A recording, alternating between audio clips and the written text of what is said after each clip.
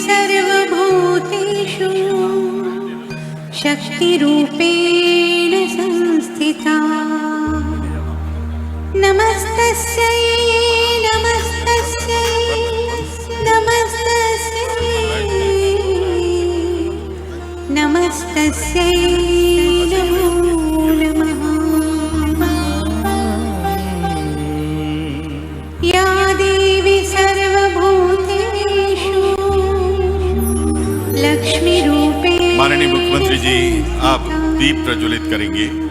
माननीय मुख्यमंत्री जी, माननीय मंत्री महोदय, नगरीय विकास एवं आवास विभाग श्री भूपेन्द्र सिंह जी, माननीय राज्य मंत्री नगरीय विकास एवं आवास श्री OPS भदौरिया जी इस समय मंच पर मौजूद हैं और आप इस समय अग्रसर हैं दीप प्रज्वलन के लिए। आदरणीय देवीय सज्जनों, दैवीय शक्तियों के आह्वान के लिए हम दीप प्रज्वलित कर कार्यक्रम की शुरुआत करते हैं।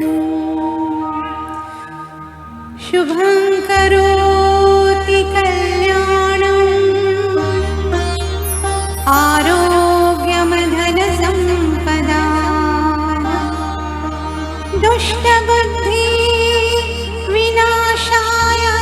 सभी माननीय महापौरगणों को माननीय मुख्यमंत्री जी आमंत्रित कर रहे हैं। मंचासीन सभी माननीय महापौरगण कृपया आएं और दीप प्रज्वलन में अपना सहयोग दें। दीपं ज्योति नमोस्तुते, दीपं ज्योति नमोस्तुते।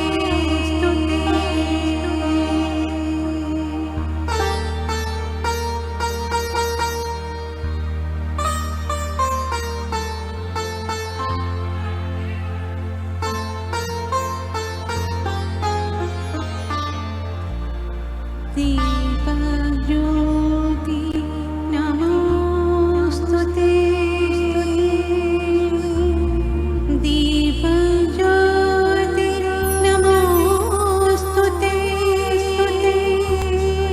दीपज्योति नमोस्तुते,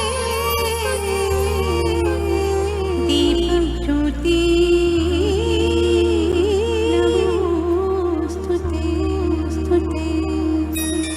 माननीय मुख्यमंत्री श्री शिवराज सिंह चौहान जी ने सादर अपना स्थान ग्रहण किया। आज हमारा परम सौभाग्य है कि प्रदेश के सभी नगरीय निकायों के माननीय महापौरगण, माननीय अध्यक्ष महोदय सभी परिषदों के यहाँ मौजूद हैं। माननीय विधायक महोदय श्री रामेश्वर शर्मा जी इस समय मंच पर मौजूद हैं। मंच पर मौजूद सभी माननीय गणों का हम आत्मीयतापूर्वक स्वागत कर रहे हैं। विनम्र आग्रह हम करेंगे माननीय मंत्री महोदय नगरीय विकास एवं आवास श्री भूपेन्द्र सिंह जी से कि आप माननीय मुख्यमंत्री जी का स्वागत करें। आप माननीय मुख्यमंत्री जी का अभिनंदन पारंपरिक जनजातीय वाद्य तुरी भेंट करके कर रहे हैं। विकास और समसमाज की गूंज समाज के कोने कोने तक पहुंचे, इस भावना के साथ माननीय मंत्री जी ये वाद्य यंत्र माननीय मुख्यमंत्री जी को भेंट कर रहे हैं। स्वागत हम कर रहे हैं तुलसी का पौधा प्रदान करके। तुलसी का पौधा और तुरी वाद्य यंत्र माननीय मंत्री महोदय माननीय मुख्यमंत्री जी को भेंट कर रहे हैं। भोपाल की माननीय महापौर मालती राय जी यहाँ मौजूद हैं। भोपाल की माननीय महापौर सर्वप्रथम माननीय मुख्यमंत्री जी का स्वागत करेंगी। उसके बाद माननीय मंत्री महोदय श्री भूपेन्द्र सिंह जी का आप स्वागत करेंगी। भोपाल की माननीय महापौर मालती राय जी स्वागत कर रही हैं माननीय मुख्यमंत्री जी का। माननीय महापौर भोपाल श्रीमती मालती राय आप स्वागत कर रही हैं। माननीय मंत्री महोदय श्री भूपेन्द्र सिंह जी का बहुत बहुत धन्यवाद मैडम। यहाँ मौजूद सभी हमारे माननीय महापौरगण एक सामूहिक स्वागत अब करेंगे माननीय मुख्यमंत्री जी का। माननीय मंत्री महोदय श्री OPS भदौरिया जी का हार्दिक स्वागत और अभिनंदन माननीय महापौर द्वारा। अब सभी महापौर सामूहिक स्वागत एक बड़ी माला के द्वारा, ये प्रदेश के नगरीय निकायों के प्रमुख द्वारा किया जा रहा स्वागत एक प्रतीकात्मक स्वागत है संपूर्ण प्रदेश के नागरिकों की ओर से, जो अपनी सभी उम्मीदें आकांक्षाएं माननीय मुख्यमंत्री जी में देखते हैं। आज इन्हीं आकांक्षाओं और उम्मीदों को पूरा करने का वचन मन में लेते हुए सभी हमारे माननीय महापौरगण माननीय मुख्यमंत्री जी का इस सम्माननीय मंच पर भोपाल में स्वागत और अभिनंदन कर रहे हैं। आत्मीयता पूर्वक आप सभी की ओर से माननीय मुख्यमंत्री जी का स्वागत हो रहा है। सामने हमारे सभी फोटोग्राफर मित्र ये रिक्वेस्ट कर रहे हैं, निवेदन कर रहे हैं कि कृपया थोड़ा घेरा बढ़ा लें जिससे ये फोटो और अच्छा नजर आए। माननीय मुख्यमंत्री जी का इस बहुत ही महत्वाकांक्षी और आत्मीय मंच पर बहुत बहुत स्वागत। आदरणीय प्रमुख सचिव श्री नीरज मंडलोई जी, नगरीय विकास एवं आवास विभाग से विनम्र आग्रह है कि आप माननीय मंत्री महोदय द्वय, माननीय मंत्री श्री भूपेन्द्र सिंह जी, माननीय मंत्री महोदय श्री OPS भदौरिया जी का स्वागत करें। आदरणीय प्रमुख सचिव महोदय और उसके अलावा आदरणीय आयुक्त महोदय से आग्रह है कि आप मंच पर उपस्थित सभी माननीय महापौर लोगों का आत्मीयतापूर्वक बहुत बहुत स्वागत करें, अभिनंदन करें। आदरणीय आयुक्त महोदय और उनके सभी साथी अधिकारी, मंचासीन सभी माननीय महापौरगणों का यहाँ स्वागत और अभिनंदन कर रहे हैं। बहुत ही संक्षिप्त और आत्मीयता से भरा हुआ स्वागत का ये सिलसिला है। आदरणीय देवी सज्जनों, मध्य प्रदेश को शीर्ष पर स्थापित करने के संकल्प का गीत है मध्य प्रदेश गान। हमने इस गान को गाते समय ये निर्णय लिया है कि हम खड़े होकर अपनी कामना को दोहराएंगे। गान के मार्फत इसके जरिए हम प्रदेश की प्रगति को अपनी आदरांजलि प्रस्तुत करेंगे। हमारे बीच में उपस्थित हैं आदरणीय सुहासिनी जोशी जी, वे और उनके साथी इस गीत को प्रस्तुत करेंगे। आप सभी से आग्रह है अपने स्थान पर खड़े होकर आइए मध्य प्रदेश गान को दोहराएं। मध्य प्रदेश गान।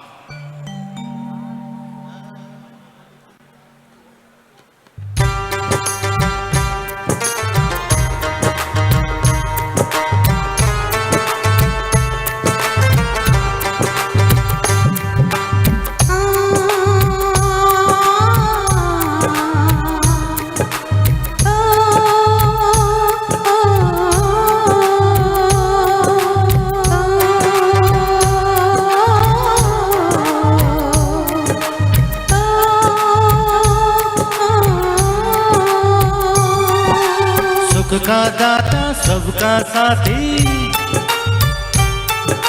शुभ का ये संदेश है। माँ की गोद पिता का आश्रय, मेरा मध्य प्रदेश है। सुख का दाता सबका साथी, शुभ का ये संदेश है। माँ की गोद पिता का आश्रय, मेरा मध्य प्रदेश है।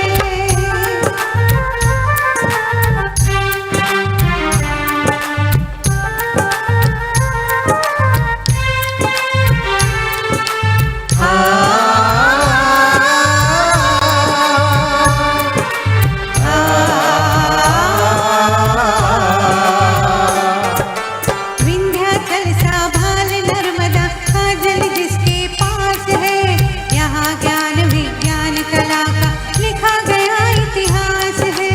उर्वर भूमि सघन वन रत्न संपदा जहाँ अशेष है।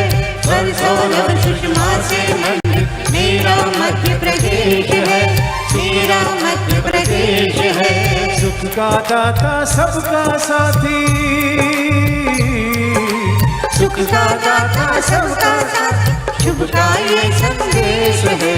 माँ की गोद पिता का आश्रय, मेरा मध्य प्रदेश है।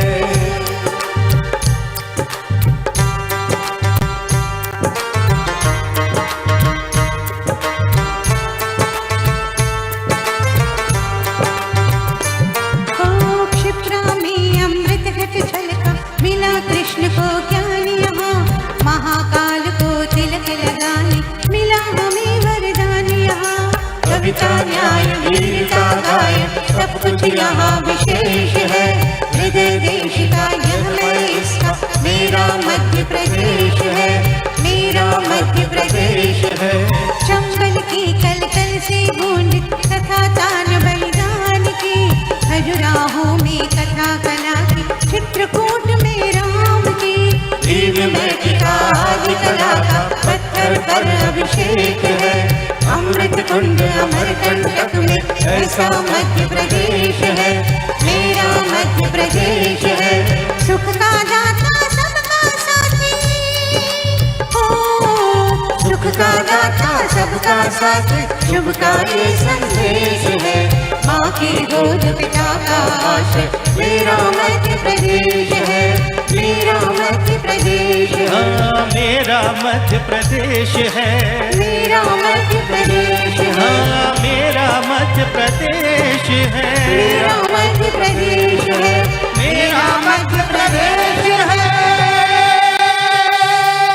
आओ बनाए अपना मध्य प्रदेश, आओ सवारे अपना मध्य प्रदेश।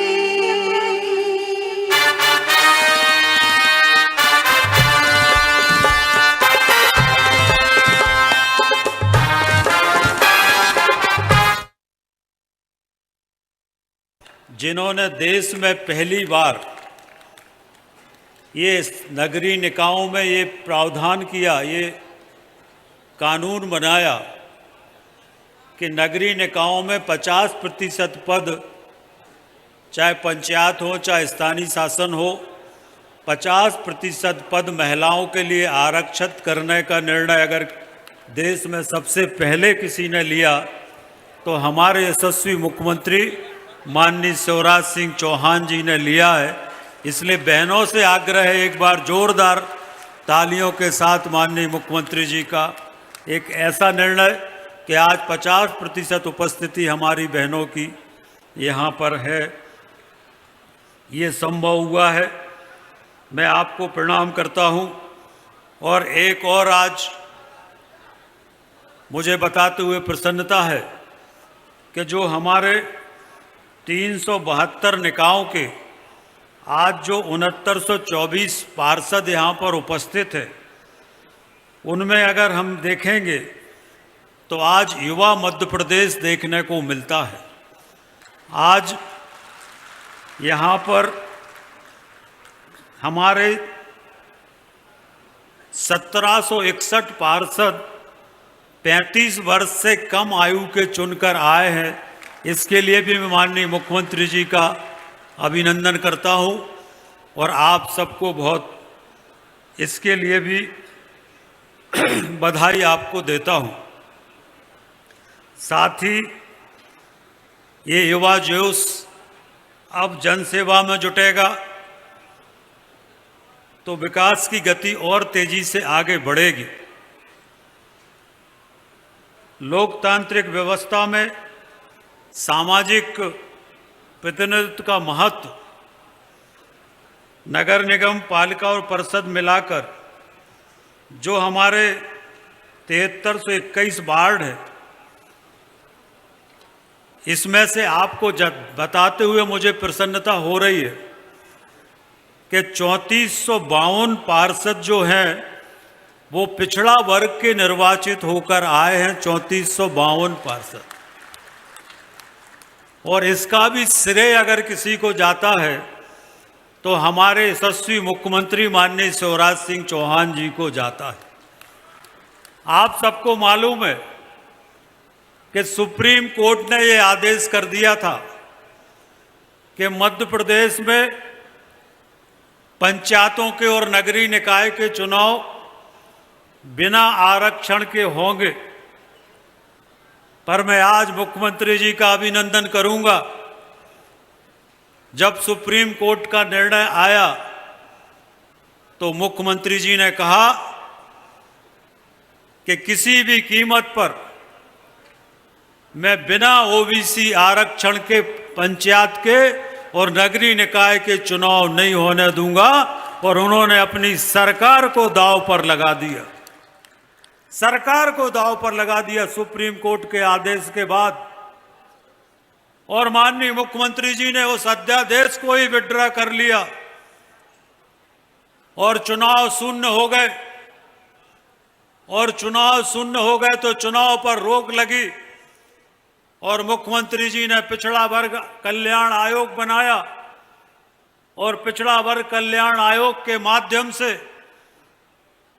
माननीय मुख्यमंत्री जी ने, हमारी सरकार ने सुप्रीम कोर्ट में ये सारे तथ्य रखे कि मध्य प्रदेश में लगभग 48 से लेकर 70% तक की आबादी कई स्थानों पर पिछड़ा वर्ग की आबादी है, इसलिए पिछड़ा वर्ग को आरक्षण मिलना चाहिए, ये तथ्य सुप्रीम कोर्ट में रखा।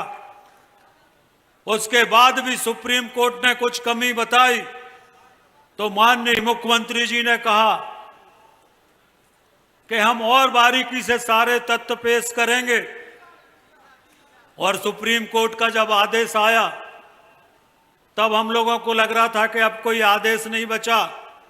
मुख्यमंत्री जी विदेश जा रहे थे, मुख्यमंत्री जी ने अपनी विदेश यात्रा स्थगित की। हम लोग निराश थे कि अब कोई रास्ता नहीं बचा, पर मुख्यमंत्री जी ने कहा किसी वक्त दिल्ली चलते हैं, और मुख्यमंत्री जी दिल्ली गए। और मुख्यमंत्री जी ने, हम लोग साथ में थे, मुख्यमंत्री जी ने कहा चिंता मत करो, विश्वास रखो, ना जाने किस बेस में कहां पर नारायण मिल जाए, ये विश्वास रखो।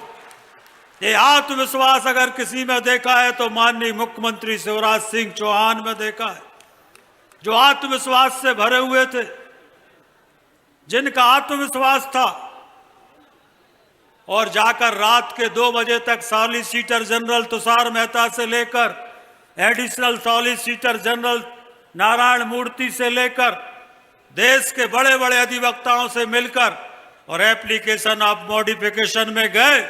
और एप्लीकेशन ऑफ मॉडिफिकेशन में जाने के बाद सुप्रीम कोर्ट ने, उसी बेंच ने ये कहा कि जितने अच्छे से रिपोर्ट मध्य प्रदेश सरकार ने ओबीसी की तैयार की है, इतनी अच्छी देश में कोई सरकार नहीं कर पाई, और इसलिए ओबीसी को आरक्षण दिया जाता है।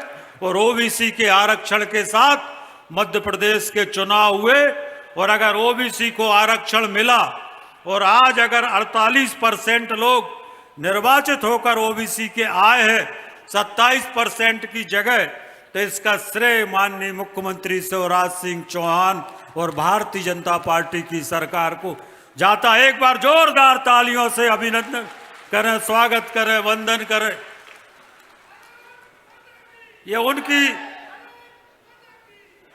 ये मुख्यमंत्री जी की आत्मशक्ति थी और उनके जो आत्मविश्वास है, ये उसका परिणाम था। जो ऐसा असंभव काम था जो संभव हुआ देश में पहली बार। भाई और बहनों, आज के आयोजन को लेकर स्वाभाविक जिज्ञासा होगी कि इस प्रशिक्षण की क्या आवश्यकता है। आपसे कई लोग पहले भी इन पदों पर रह चुके होंगे। भोपाल आते हुए मन में इस प्रशिक्षण सत्र को लेकर सवाल उठे होंगे, लेकिन मेरा मानना है कि वर्तमान शासन प्रणाली के इस तरह के प्रशिक्षण आवश्यक है। नई सोच और अप्रोच, नए उपाय, तकनीकों से स्वयं को अपडेट करना आवश्यक है। मुझे विश्वास है कि इस प्रशिक्षण सत्र के बाद आप सभी सकारात्मकता से पुष्ट होकर नए विचारों, नई ऊर्जा भरकर यहाँ से लौटेंगे। साथियों, आप सभी को जनता ने बहुत महत्वपूर्ण दायित्व सौंपा है।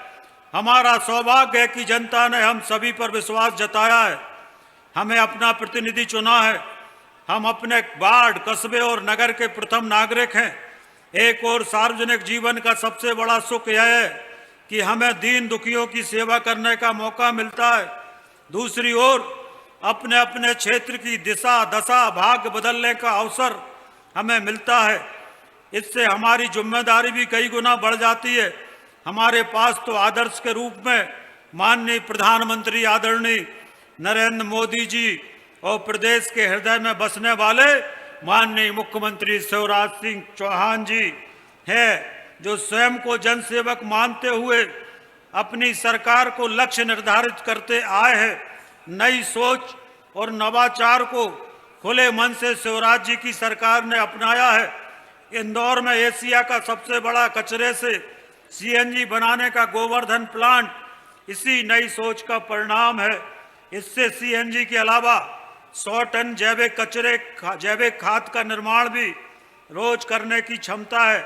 ये माननीय प्रधानमंत्री जी के बेस्ट से बेस्ट मंत्र की प्रेरणा को अपनाने का जीता जागता उदाहरण है। हम सभी के मानस में भी विकास की ललक रहना चाहिए। कैसे अपने निकाय के लोगों की जीवन सुधारा जाए, कैसे अंतिम व्यक्ति तक सारी सुख सुविधा उपलब्ध कराकर दीनदयाल जी के अंत्योदय की अवधारणा को सार्थक किया जाए, इसके लिए पूरे संकल्प के साथ विकास को गति देने के लिए हमको आगे बढ़ना है। जन कल्याण की दिशा में हमारी सरकार ने पिछले माह ही लगभग 770 संजीवनी क्लिनिक के निर्माण एवं जीर्णोद्धार के लिए 121 करोड़ रुपए की राशि स्वीकृत की है। इससे 611 नई और 172 पूर्व से संचालित क्लिनिकों की उपयोगिता बढ़ेगी। विकसित मध्य प्रदेश, समृद्ध मध्य प्रदेश के संकल्प की पहली सीढ़ी ही आप है। यदि आप चाहते हैं कि स्वर्णिम मध्य प्रदेश बने, विकसित मध्य प्रदेश बने, तो आप सभी को अपने वार्ड, नगर और निकाय में जनजीवन को आदर्श बनाना होगा। जनता का जीवन स्तर सुलभ बनाना होगा। जनता की समस्याओं को ठोस निवारण करना होगा। ये काम कठिन नहीं है। केवल जन कल्याण का संकल्प लेकर विकास कार्यों का बीड़ा उठाना होगा। विकास कार्यों से आप तभी जुड़ सकेंगे जब जनता से सीधा जुड़ाव होगा, जन समस्याओं से जुड़ना होगा। जनता के बीच सक्रिय तो कई नेता रहते हैं, लेकिन जनता का विश्वास जीत पाने में वही सफल होता है जो जनता की समस्याओं का समाधान अपना दायित्व मानकर तेजी से कर पाता है। जनता है उसे ही लंबे समय तक आशीर्वाद देती है जिसके पास समस्याओं का हल है। हमारे द्वारा किया गया विकास हमारे क्षेत्र की जनता का जीवन स्तर ही हमारा रिपोर्ट कार्ड है। इसका सबसे ठोस और प्रत्यक्ष प्रमाण हम सबके सामने उपस्थित है। स्वयं शिवराज जी जन सेवक के कर्तव्यों में अपने आप प्रकृति सेवा को भी जोड़ लिया है। 23 जनवरी 2021 को प्राणपण से आरंभ प्रकृति सेवा को माननीय मुख्यमंत्री जी ने 1852 वृक्ष लगाकर अब तक का देश का सबसे बड़ा जन अभियान बना दिया है माननीय मुख्यमंत्री जी ने। इसके लिए जोरदार तालियों से माननीय मुख्यमंत्री जी का अभिनंदन करिए। मां नर्मदा जी के तट से संकल्प लेकर और एक ऐसा अभियान माननीय मुख्यमंत्री जी ने शुरू किया जो आज देश में नहीं दुनिया में भी कहीं पर भी हो, पर प्रत्येक दिन वृक्ष लगाने का काम माननीय मुख्यमंत्री जी करते हैं, जो एक जन अभियान पूरे देश में और पूरे प्रदेश में माननीय मुख्यमंत्री जी ने बनाने का काम किया है। और अभी तक 1852 वृक्ष माननीय मुख्यमंत्री जी लगा चुके हैं। ये हम सब के लिए प्रेरणा का केंद्र है। हम सबको इससे प्रेरणा लेकर आज यहाँ से जाना है। अब मुख्यमंत्री जी से मिलने वाले आगंतुक अतिथि सब पहचानने लगे हैं कि वृक्षारोपण तो होगा, जहाँ संभव है, जब संभव है वृक्षारोपण होगा। यात्रा में भी और भोपाल में भी किसी ध्येय के प्रति आपका समर्पण ही उन्हें जन आंदोलन बना सकता है। प्रकृति सेवा में मुख्यमंत्री जी की इस अटल श्रद्धा को मैं प्रणाम करता हूँ। आप सबको भी बहुत अपील करता हूँ कि आप सब भी इस से प्रेरणा लेकर आगे बढ़ेंगे। आज हमारी केंद्र और राज्य की सरकार अनेक जन हितैषी योजनाएं चला रही है। मेरा सौभाग्य कि जनता से सीधे जुड़ाव और उनकी मूलभूत ज़रूरतों को पूरा करने वाले नगरीय विकास एवं आवास विभाग की जिम्मेदारी माननीय मुख्यमंत्री जी ने मुझे सौंपी है। हमारी सरकार में ऐसी योजनाओं की लंबी सूची है जिनका लाभ दिलाकर आप अपने वार्ड, मोहल्लों, नगर और निकाय के प्रत्येक नागरिक के जीवन स्तर में परिवर्तन ला सकते हैं। हमारे विभाग शहरों में अधोसंरचना विकास, पेयजल, स्वच्छता के साथ झीलों व तालाबों के संरक्षण और संवर्धन के लिए योजनाएं व मिशन संचालित करता है। ज़रूरतमंदों के लिए निकायों में दीनदयाल रसोई योजना, वहीं हमारी अमृत योजना, housing for all, smart city, स्वच्छ भारत मिशन, राष्ट्रीय शहरी आजीविका मिशन से भी अपने निकाय को जोड़कर आप सभी अपने वार्ड और नगरों की दशा बदल सकते हैं। नगरीय प्रशासन विभाग देश भर में अपनी सार्थकता सिद्ध कर रहा है। इंदौर को राष्ट्रीय स्वच्छता सर्वे में लगातार छठवीं बार देश के सबसे स्वच्छ शहर का अवार्ड मिला है। हमारा मध्य प्रदेश भी स्वच्छता में इस बार देश में पहले स्थान पर आया है। इसके लिए भी मैं आप सबसे आग्रह करूंगा, एक बार जोरदार तालियों से माननीय मुख्यमंत्री जी का आप सब अभिनंदन करें, स्वागत करें। हमारे कई नगर पालिका और नगर परिषद ने राष्ट्रीय सर्वे में विभिन्न श्रेणियों में अच्छा काम किया है और 16 में से 11 अवार्ड हमारे मध्य प्रदेश के नगरीय निकायों को मिले हैं। इसके लिए भी मैं माननीय मुख्यमंत्री जी का अभिनंदन करता हूं, स्वागत करता हूं। कई निकायों की हमारी रैंकिंग सुधरी है। हमें भी सोचना होगा कि जब इंदौर लगातार 6 साल से नंबर 1 बन सकता है तो हमारा निकाय क्यों नहीं। इसके लिए हर शहर में स्वच्छता को संस्कार बनाना होगा।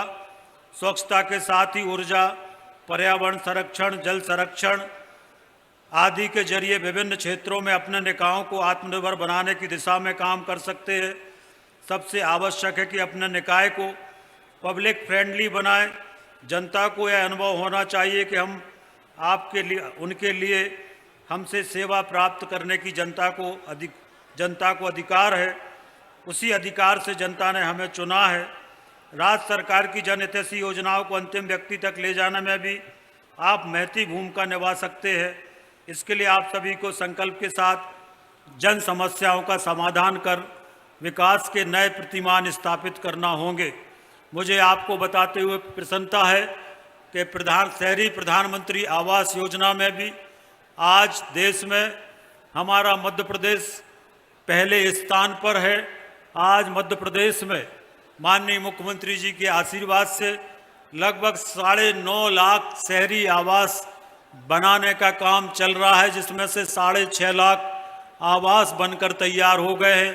40,000 करोड़ रुपए की राशि हमारी सरकार इसमें अभी तक खर्च कर चुकी है।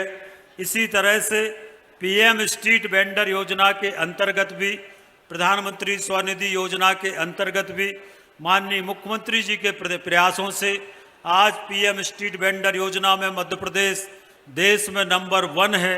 6.5 लाख हितग्राहियों को हम ये राशि इसमें दे चुके हैं पीएम स्ट्रीट वेंडर योजना में। इसमें भी आज मुख्यमंत्री जी के मार्गदर्शन में, उनकी प्रेरणा से, उनके प्रयास से हम देश में नंबर 1 है। इसके लिए भी हम मुख्यमंत्री जी का बहुत अभिनंदन करते हैं। चाहे स्वच्छता का क्षेत्र हो, चाहे प्रधानमंत्री शहरी आवास योजना हो, चाहे स्ट्रीट वेंडर योजना हो, हर क्षेत्र में आज देश में शहरी विकास में हम मध्य प्रदेश में नंबर 1 पर माननीय मुख्यमंत्री जी के नेतृत्व में है। इसके साथ मुझे विश्वास है कि इस प्रशिक्षण सत्र के बाद आप सभी प्रदेश में विकास के वाहक बनेंगे। आप सभी को जन समस्याओं को समझने के साथ ही उनका त्वरित और स्थायी समाधान करने वाले जनसेवक की प्रेरणा प्रदान करेगा। इस प्रशिक्षण सत्र में माननीय मुख्यमंत्री जी का विजन आप सबकी दृष्टि का पहनापन भी बढ़ाएगा, ऐसा मेरा मानना है। मुख्यमंत्री जी आप सबको अपने विजन का विस्तार तो दिखाएंगे ही, अपनी कार्यशैली को और अधिक परिणामपरक बनाने के मंत्र व अनुभव भी साझा करेंगे। मुख्यमंत्री जी को सुनने की आपकी उत्सुकता के बीच मैं बाधक बनने की धृष्टता नहीं करूंगा। सेवा के शिखर से सेवा की वाहकों का संवाद आरंभ हो। आप सभी इस सत्र में उपस्थित हुए, आप सभी का मैं हृदय से स्वागत करता हूं, धन्यवाद करता हूं। और मैं आप सभी से अब मैं आमंत्रित करना चाहूँगा हमारे प्रदेश सरकार के मुखिया, जन जन के नेता, संवेदनशील प्रशासक के प्रतिबिंब, संवेदनशील प्रशासन के प्रतिबिंब, किसानों के भाई, हर सौम्य शालीन सकारात्मक नागरिक के साथी, मध्य प्रदेश के युवाओं के मामा, बुजुर्गों के लाल और प्रदेश पर वक्र दृष्टि रखने वालों के काल, शिवराज सिंह मामा, उनका मैं बहुत हृदय से अभिनंदन। आपसे कहूँगा खड़े होकर एक बार सब लोग तालियों के साथ अभिनंदन करेंगे, स्वागत करेंगे। और मैं मामा को, माननीय मुख्यमंत्री जी को बहुत हृदय से आदर के साथ आमंत्रित करूँगा। अब माननीय मुख्यमंत्री जी हम सबको संबोधित करेंगे। जोरदार तालियों से अभिनंदन करिए, स्वागत करिए। ऐसे माननीय मुख्यमंत्री जी का हमको मार्गदर्शन मिलेगा। बोलिए भारत माता की।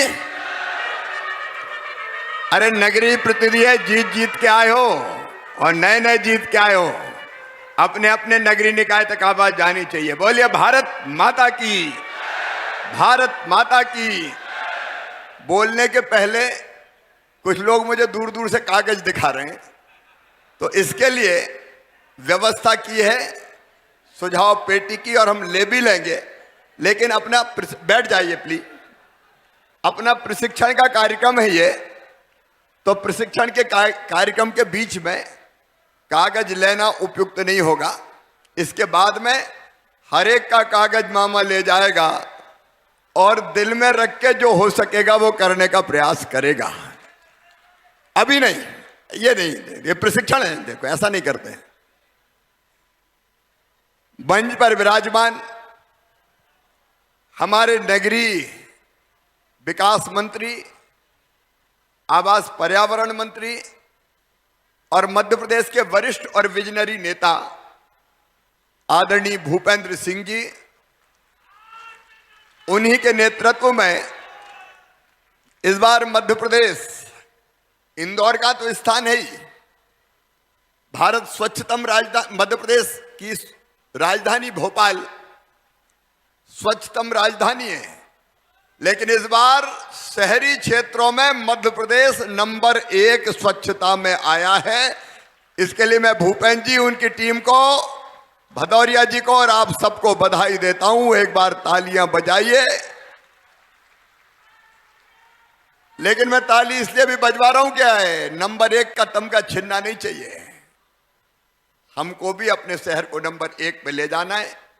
आदरणीय भूपेंद्र सिंह जी, आदरणीय ओपीएस भदौरिया जी हमारे राज्य मंत्री, मेरे विधायक साथीगण, भाई रामेश्वर जी, बहन कृष्णा जी, महापौर भोपाल बहन मालती राय जी, इंदौर भाई पुष्पमित्र जी, हमारे सभी महापौरगण मुकेश टटवाल जी, गीता अग्रवाल जी, संगीता सुशील तिवारी जी, माधुरी पटेल जी, प्रहलाद पटेल जी, विक्रम उइके जी, शारदा राजेंद्र सोलंकी जी, अमृता आशीष यादव जी, योगेश ताम्रकार जी, हमारे प्रमुख सचिव नीरज मंडलोई और आयुक्त भरत यादव, सभी नगर पालिका और नगर पंचायतों के मेरे प्रिय अध्यक्ष और उपाध्यक्ष बहनों भाइयों, और सबसे बड़ी संख्या में जो उपस्थित है और सबसे नीचे की इकाई है, जनता सवेरे ही सवेरे जाके जिनको पकड़ लेती, मर गए, मच्छर हो रहे हैं, ऐसे मेरे पार्षद बहनों और भाइयों, आप सबका अभिनंदन,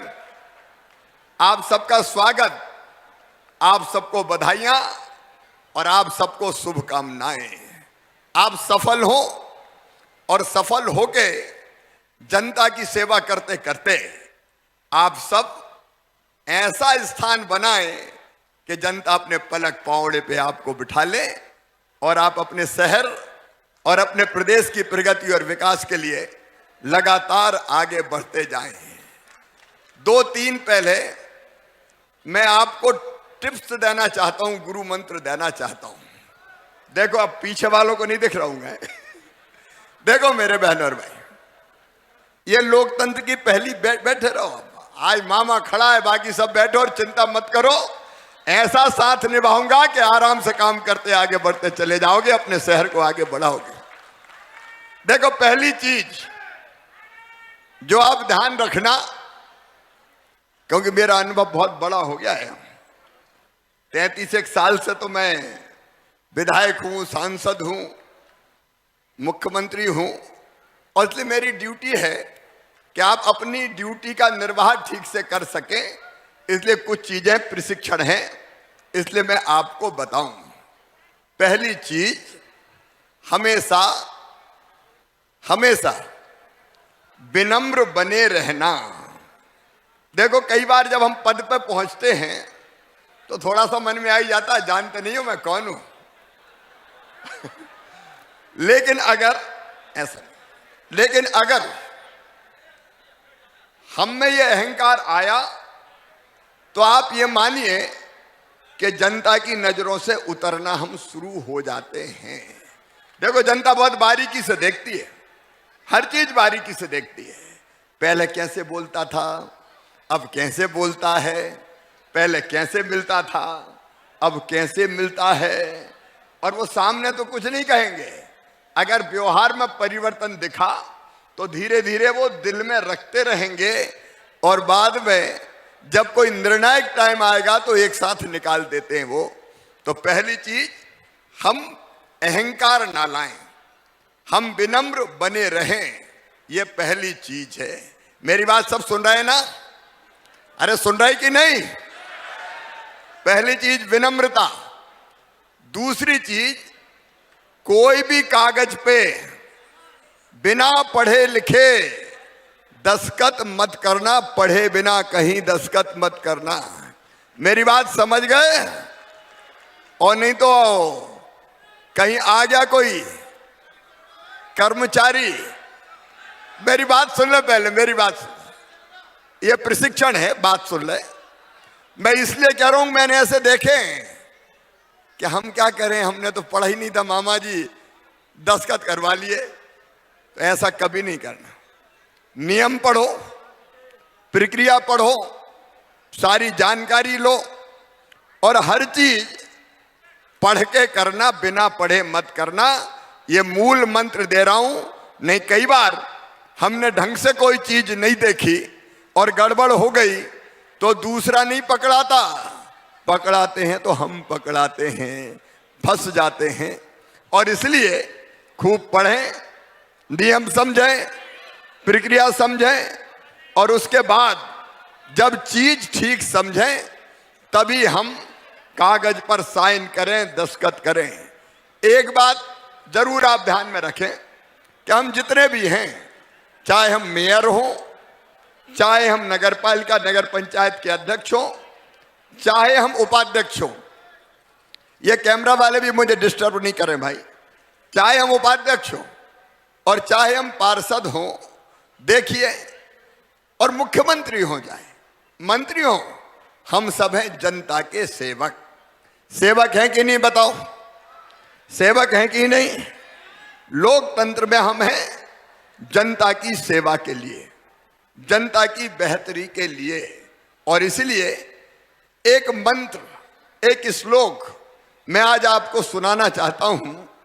गीता में जो भगवान श्री कृष्ण ने अर्जुन को कहा था, अच्छा कार्यकर्ता कौन, तो उन्होंने एक श्लोक कहा था, मुक्त संगो अनहमवादी धृति उत्साह समन्विता सिद्धि असिद्धियों निर्विकारा कर्ता सात्विक उच्चते। मुक्त संगों का मतलब जीतने के बाद हम कुछ लोगों के नहीं हैं, अगर पार्षद हैं तो पूरे वार्ड के पार्षद हैं, अगर अध्यक्ष हैं तो पूरे शहर के अध्यक्ष हैं, उपाध्यक्ष हैं तो पूरे शहर के उपाध्यक्ष हैं।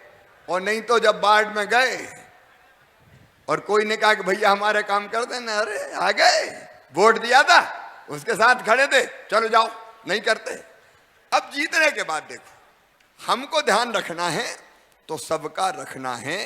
याद रखना, तुलसीदास जी ने बड़े सरल शब्दों में कहा था, परहित सरिस धर्म नहीं भाई, पर पीड़ासम नहीं अधमाई। दूसरों का भला करने से बड़ा कोई धर्म नहीं है और दूसरों का बुरा करने से बड़ा पाप कोई नहीं है। सही बात है कि नहीं? तो जीतने के बाद हम सबके हैं, हम बेहतर काम करने की कोशिश करेंगे। जिनने आज नहीं दिया कल अपन को देंगे, अच्छा काम करेंगे तो क्या चिंता की बात है, कल मौका देंगे वो। और इसलिए मुक्त संगो अनहमवादी मतलब घमंड नहीं आना चाहिए, अहंकार नहीं होना चाहिए।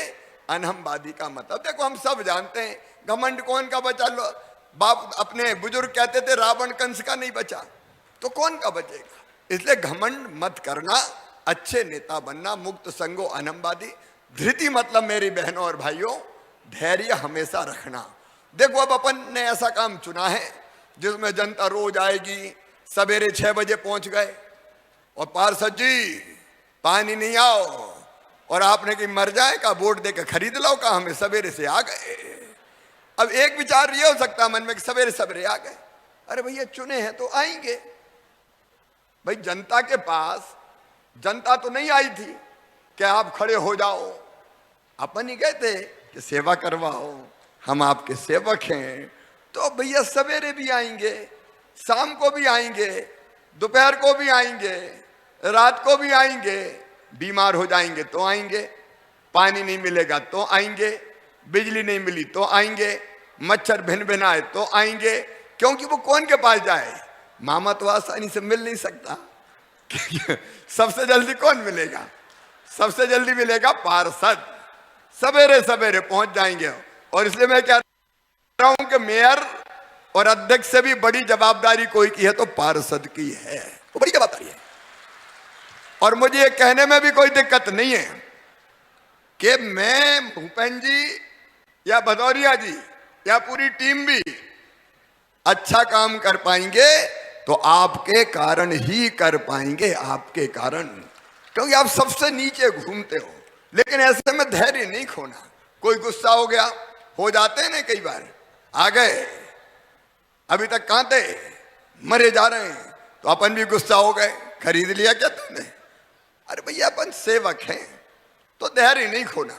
अच्छा कई बार दिक्कत होती है, अब जैसे सड़क में गड्ढा हो गए, बरसात बहुत है, पैसा आ नहीं रहे, दिक्कत होती है। हालांकि सड़क के गड्ढों के लिए आज पैसे का इंतजाम करूंगा मैं, क्योंकि हर जगह परेशानी होती है, सबसे कठिन होती है मोहल्ले की सड़कें, तो आज हम कुछ इंतजाम करने वाले हैं। लेकिन सब चीज नहीं हो पाती कई बार, क्योंकि व्यवस्था करना पड़ता है, इंतजाम करना पड़ता है। तो ऐसे में भी हमने कोशिश की और सफल नहीं हुए तो मन कई बार व्यथित हो जाता है, दुखी हो जाता है, कहाँ फंस गए यार। लेकिन ऐसे में धैर्य नहीं खोलना, धैर्य नहीं खोना, रास्ता निकालने की कोशिश करना।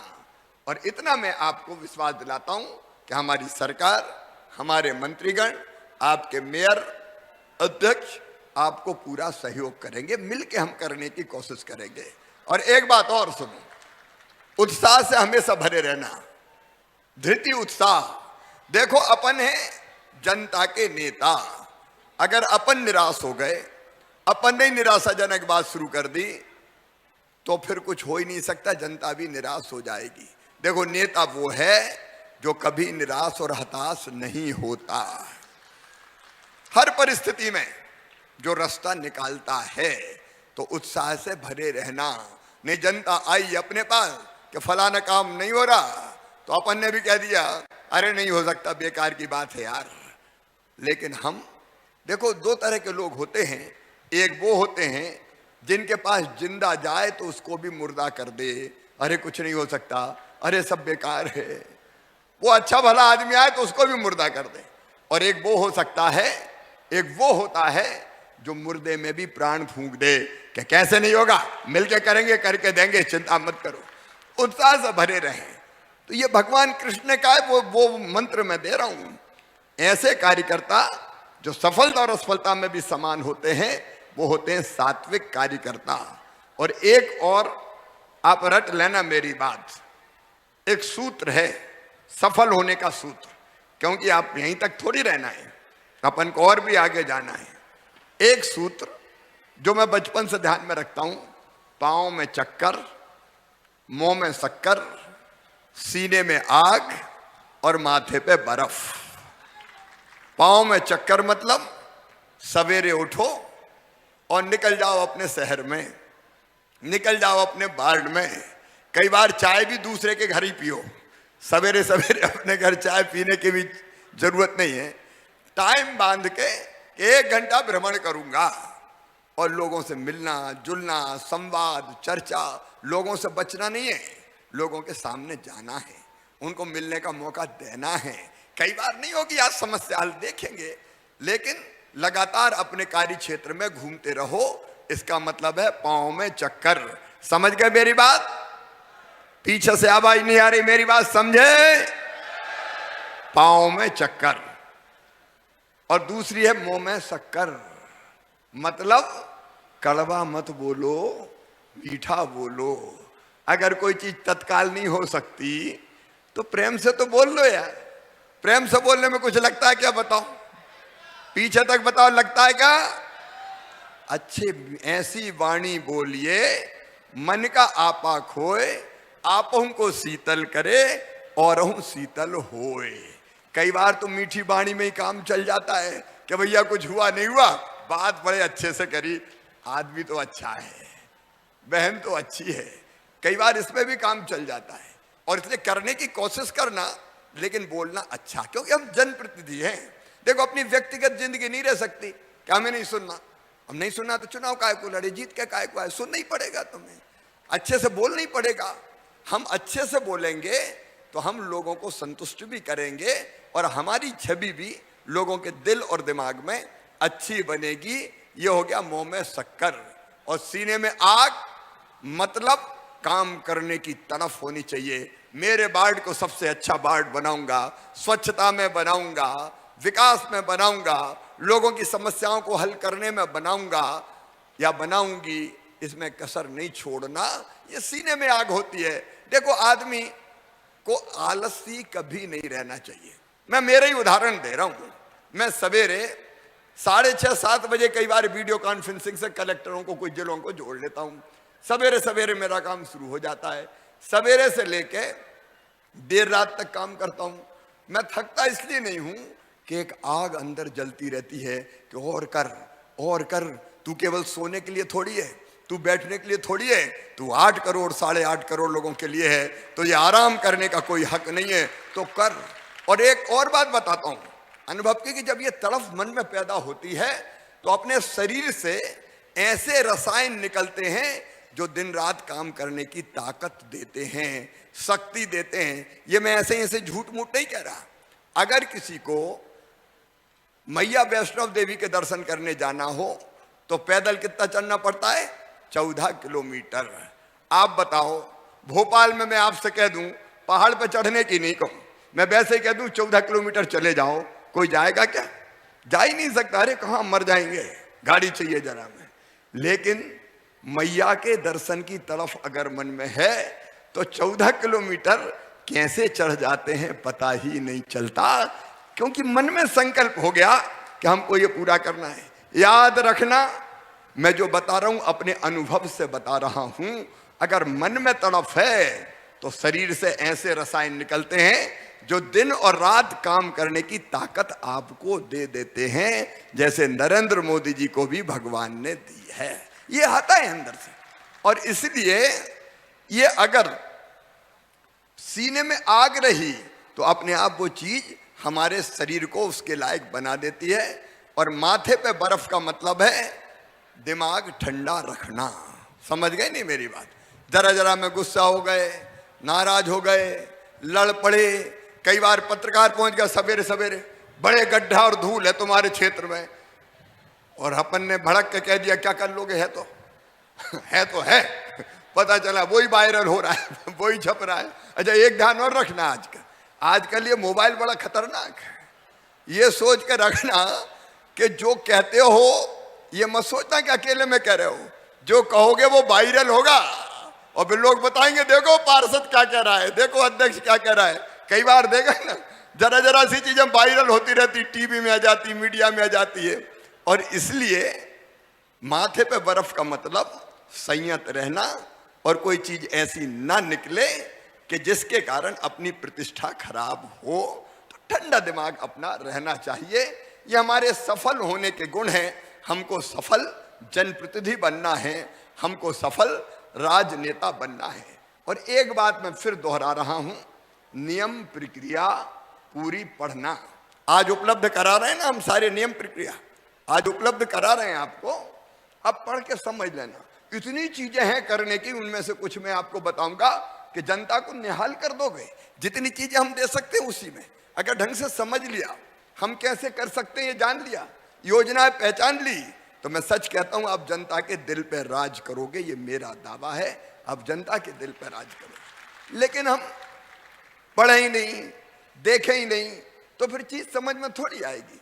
इसलिए सारी चीजें समझना। अब छोटी छोटी चीजें, बिल्डिंग परमिशन पहले 30 दिन में मिलती थी, अब तय कर दी है 15 दिन में। अब इसमें तय कर दिया है कि जो अधिकारी नहीं देगा वो आपको करवाना है, वो मुझे नहीं करना। जो अधिकारी निश्चित समय में नहीं देगा, हमने एक कानून बनाया है, उस कानून में public service delivery guarantee act, अगर सारी औपचारिकताएं पूरी होने के बाद भी कोई परमिशन निश्चित समय सीमा में नहीं दे रहा तो उसके खिलाफ जुर्माना हर दिन लगता जाएगा, और वो हर जाने के रूप में जिसका काम देर से होगा उसको दिया जाएगा। लेकिन अगर अपन को पता ही नहीं है तो हम कैसे करेंगे? हर एक सर्विस की, हर एक सेवा की समय सीमा तय है। देखिए, अपने जो काम है शहरी विकास के, एक विजनरी मास्टर प्लान, उसका प्रभावी क्रियान्वयन हमको करना है। शहरी अधोसंरचना का, जिसमें सड़क, पानी, सारे निर्माण के काम आते हैं, उनको ठीक से बना के देना है। एक बात, सबके लिए आवास। मैं आज बड़ी खुशी से कह रहा हूं, भोपाल की मेयर भी यहां बैठी है और हमारे भाई रामेश्वर शर्मा, उनके क्षेत्र में कल कार्यक्रम था। मैं कल बहुत गदगद और प्रसन्न था, बहुत गदगद और प्रसन्न था, इसलिए कि हमने मध्य प्रदेश में माफियाओं पे कार्रवाई की। गुंडे, दादा, दबंग, बदमाश, ये जनता की जिंदगी को दूभर कर देते हैं, बड़ी बड़ी जमीनों पे कब्जा कर लेते हैं। इनके डर के कारण कई बार लोग इनके खिलाफ आवाज नहीं उठाते।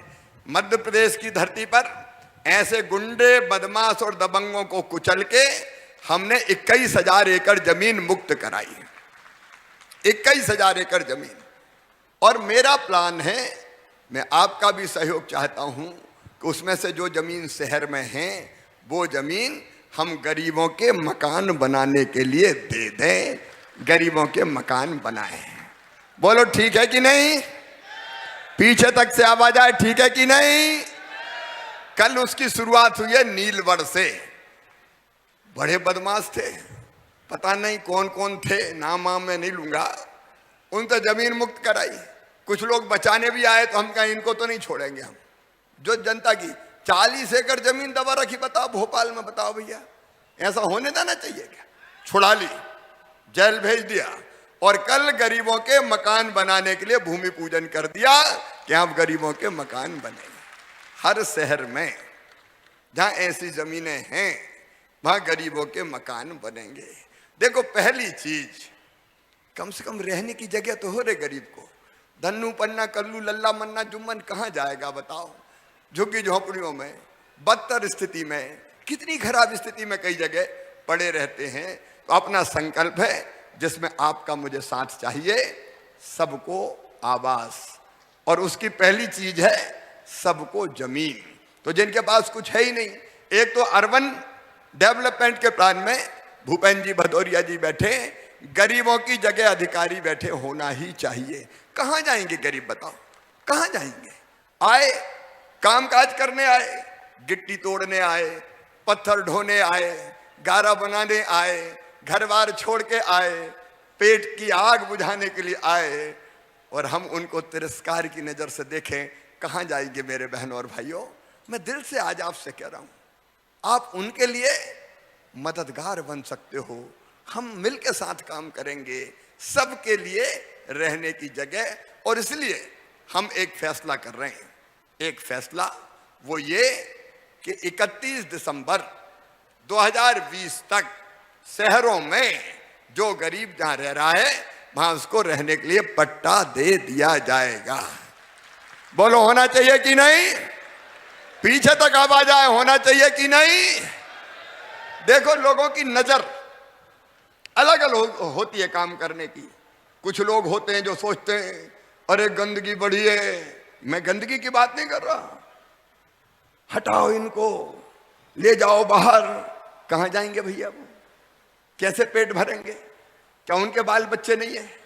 क्या उनका परिवार नहीं है? इसका अर्थ ये नहीं है कि कोई कहीं भी मकान बना ले। आगे हम अपनी प्लानिंग में ही गरीबों के लिए स्थान सोचेंगे कि आबादी इतनी बढ़ेगी तो गरीब इतने आएंगे, तो इतनी जगह गरीबों के लिए भी चाहिए, जो खरीद नहीं सकते उनके लिए भी चाहिए। बताओ, इंसानियत के नाते ये होना चाहिए कि नहीं? और इसलिए प्लानिंग में ही करेंगे। लेकिन अब तक जो रह गए हैं, और कई बार ऐसे नियम बना देते हैं भैया, ऐसे नियम बना देते कि जमीन मिल ही नहीं पाए उन्हें, पता नहीं क्या क्या लिख देते हैं, ऐसा नहीं ऐसा, वैसा नहीं वैसा। भैया साफ बात है कि जिनको देंगे उनको कोई नियम प्रक्रिया जो भी हम बनाएंगे 31 दिसंबर 2020 तक की, तब तक के लिए उनको निशुल्क दे देंगे। निशुल्क देके कहेंगे भैया ये तेरे घर की जगह। ये मैं गांव में भी करने वाला हूं, आज शहर की बात बता रहे, गांव में भी देने वाले, रहने की जगह। उसके बाद मकान, वो भी हमको ढंग से देखना पड़ेगा, प्रधानमंत्री आवास योजना के मकान। और हमारी अब कोशिश ये रहेगी कि जो जहां रह रहा है, कई बार आपने देखा होगा बड़े शहरों में मेयर बैठे हैं, ऐसी जगह मल्टी बना दी जहां लोग जाते ही नहीं है, क्योंकि वहां काम ही धंधा नहीं मिले। पेट भरने के लिए अगर दूर जाना पड़े 40 किलोमीटर तो वहां कैसे जाएंगे? तो भैया जो जहां रह रहा है उसको वहीं बसाओ, ये कोशिश करो। ठीक बात है कि नहीं? ताकि अगल बगल में काम धंधा चल सके। मैं इसमें आपसे पूछना चाहता हूं, ठीक है कि नहीं? सब नहीं बोल रहे, ठीक है कि नहीं? क्योंकि अपन को मिलकर काम करना है। आज हम काम करने के लिए इकट्ठा हुए, कर्मकांड नहीं है। क्या है, मुख्यमंत्री ने एक भाषण झाड़ा और निकल गए? काम करने के लिए इकट्ठे हुए हैं। और इसलिए हम ऐसी चीजें, वैसे ही एक बात और, एक बड़ी समस्या है आज की नहीं, 30 साल पहले, 40 साल पहले, कई जगह तो 50-50 साल पहले, इंदौर में, भोपाल में, ग्वालियर में, जबलपुर में, अलग अलग जगह, कई जगह किसानों ने जमीन बेची, या कोई बिल्डर आ गया उसने जमीन बेची। गरीब आदमी, मध्यम वर्गीय, निम्न मध्यम वर्गीय, थोड़ी बहुत पूंजी थी, पूरी पूंजी लगा के जैसे तैसे प्लाट खरीद लिया। अब देखो, एक प्लाट मेरा हो, एक मकान जिंदगी में बना पाऊं, ये सबसे बड़ी हसरत रहती है इंसान की कि मरने के पहले अपनी जिंदगी में एक मकान बना दूं अपने बच्चों के लिए। होती है कि नहीं होती? होती है। अब उसने उस चक्कर में प्लाट ले लिया, जैसे तैसे जिंदगी भर की कमाई लगा के उसने मकान खड़ा कर दिया। उसके बाद फिर नगर निगम आया, नगर पालिका आई, नगर पंचायत आई, ये तो अवैध है, यहाँ सड़क नहीं बनेगी, यहाँ पानी नहीं आएगा, यहाँ फलाना नहीं होगा। मैं आज कह रहा हूं प्रशासन को, नई अवैध कॉलोनी अगर कोई बिल्डर काटे जेल भेज दो, नियम प्रक्रिया पूरा ना करे जेल भेज दो, कोई दिक्कत नहीं है इसमें, वो नहीं होना चाहिए अव्यवस्था। लेकिन पुरानी कई दिनों से जहां घर बना बना के लोग रह रहे हैं, बताओ उसको वैध बनाना चाहिए कि नहीं? आपको बनाना है, मुझे बताओ बनाना चाहिए कि नहीं? आज हम ये तय करके जाएंगे, सरल नियम प्रक्रिया बना के और उनको वैध करने का काम करेंगे, ताकि मध्यम वर्गीय और निम्न मध्यम वर्गीय भाई और बहनों को कोई दिक्कत ना हो, कोई परेशानी ना हो। हाँ, इतना जरूर है कि अपने शहर व्यवस्थित रहने चाहिए, और इसके लिए उनसे संवाद किया जा सकता है, उनसे बात की जा सकती है। वो बात हमको निश्चित तौर पर करना चाहिए, वो निश्चित तौर पर करना चाहिए। मैं नहीं इस पक्ष में हूं कि अव्यवस्थित हो, गड़बड़ हो, निकलने की जगह ना बचे। अगर सार्वजनिक प्रयोजन की कोई जमीन है तो उनको समझा के हम दूसरी जगह बसाने का भी काम कर सकते हैं, वो भी करना चाहिए। सड़क चौड़ी करना है, करना चाहिए, स्वच्छता लाना है, लाना चाहिए, लेकिन वो संवाद किया जा सकता है, केवल गरीब की कीमत पर नहीं होना चाहिए। गरीब को व्यवस्थित करके होना चाहिए, ये हमारी ड्यूटी है। इसके साथ मैं आपसे एक निवेदन और कर रहा हूं कि पूरे दिन की और सप्ताह की आप समय सारणी बनाएं कि दिन में 1 घंटा वार्ड में भ्रमण करूंगा, 1 घंटा कार्यालय में बैठूंगा, 1 घंटा निर्माण कार्यों की गुणवत्ता देखूंगा। देखो, अब निर्माण के काम इतने हो रहे हैं, अलग अलग जगह पेयजल के हो रहे हैं, सीवेज के हो रहे हैं, सड़कों के हो रहे हैं। आप मुझे बताओ, अगर ये काम गुणवत्ता पूर्ण नहीं हुए तो अपन अपने शहर को ठीक कर पाएंगे क्या? नहीं कर पाएंगे। कई बार गुणवत्ता का ध्यान, अब कई जगह सीवेज का सिस्टम या पीने का पानी सड़क खोद दी और पता चला कि बाद में ढंग से भरी नहीं, जबकि उसको रीस्टोर करने की व्यवस्था है। तो ये काम कौन देखेंगे? ये निर्माण के काम भी आप ही देखेंगे, ताकि हमारे जो निर्माण के काम है वो गुणवत्तापूर्ण हो। देखो अपना काम एक स्वच्छता जैसे विषय, सवेरे सवेरे निकल गए, वो देखा स्वच्छता में मध्य प्रदेश को नंबर 1 बनाना ही है, और आपके शहर को भी नंबर 1 आए, इसके लिए कोशिश करना है सबको। भाई ये हो सकता है, जब इंदौर कर सकता है तो बाकी शहर क्यों नहीं कर सकते? अपना दूसरा काम है, जो निर्माण के काम हो रहे हैं उनकी गुणवत्ता ठीक रहे। देखो एक बार स्वीकृत जो काम हो गया, पीने का पानी, तो 35 साल तो चलनी चाहिए व्यवस्था। सीवेज के सिस्टम बन रहा है तो कम से कम 50 साल तो चलना चाहिए व्यवस्था। इसलिए आपकी ड्यूटी है, आप निर्माण के काम की गुणवत्ता देखें। और एक काम में मैं आपसे निवेदन कर रहा हूं, एक काम में समझौता मत करना। हो सकता है किसी को अच्छी बात ना लगे मेरी, लेकिन फिर भी बताना मेरा फर्ज है। और वो बात यह है कि अपने वार्ड में निर्माण के काम का ठेका नियमानुसार खुद तो नहीं ले सकते, लेकिन अपने आदमी को दिला दिए। और अपना आदमी, बाकी तो नियम प्रक्रिया होती है, लेकिन मन में आ गया कि तुम्हें जिता दिया, अब तुम इतना ही नहीं कर सकते, ठेका दिलाओ हमें। अब अपन उस चक्कर में कहीं पड़ गए भैया, और कोई को मिल गया और उसने अच्छा काम नहीं किया, तो या तो उसके खिलाफ कार्रवाई होगी या काम खराब होगा। बताओ होगा कि नहीं होगा? बोलो यार। देखो मैं एक उदाहरण बताऊंगा आपको। एक जगह, मैं तो उदाहरण ही बता रहा हूं, भारतीय जनता पार्टी के, चूंकि मैं पार्टी का कार्यकर्ता हूं, ये यहां मैं पार्टी की बात नहीं कर रहे, उदाहरण बता रहा हूं मैं। एक जगह पार्टी को वोट कम मिले, तो मैंने पता किया गहराई में कि बात क्या है। तो पता चला कि एक ठेकेदार जो संबंधित है पार्टी से, उसने एक सड़क बनाई, उस सड़क में गड्ढे बहुत हो गए, आने जाने में जनता को बहुत दिक्कत थी। तो जैसे ही गड्ढा दिखते थे तो वो ठेकेदार दिखता था, और वो ठेकेदार दिखता था तो पार्टी भी संग दिखती थी। तो लोग उनका, यार गड़बड़ इसने की है तो अपन भी गड़बड़ कर दो। ये मैं बहुत व्यवहारिक बात, बेलाग होकर बात बता रहा हूं। और इसलिए कभी भी हम अपने यहां कोई ऐसा कर दे कि जो गड़बड़ करे तो बोल भी ना पाए, तो इस चक्कर में मुझे लगता हमें नहीं पड़ना चाहिए, क्योंकि हमें तो डंडा हाथ में रखना है ना। गड़बड़ हुई तो ठीक कर देंगे, और नहीं तो अपन नहीं सोचा कि अब क्या करें यार, अब वही तो चुनाव जिताता, चलो चलने दो। बताओ ऐसा होना चाहिए क्या? पीछे तक बताओ होना चाहिए क्या? तो ये सावधानी की चीजें हैं।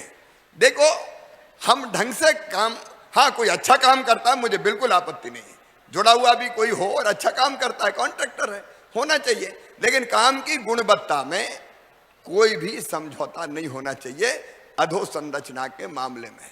हमारे दूसरी चीज है, जो दूसरा बड़ा काम है, वो समय सीमा पे लोगों को सुविधाएं मिल जाए, बिल्डिंग परमिशन, नल का कनेक्शन।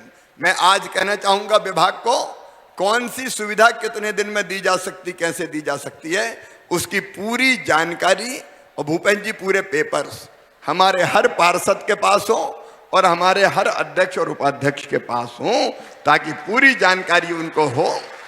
तो जनता आएगी, परेशान हो रहा है इतने दिन से, परमिशन ही नहीं मिल रही, परमिशन काहे नहीं मिल रही, तो पता चला कोई धीरे से भेंट पूजा मांग रहा है।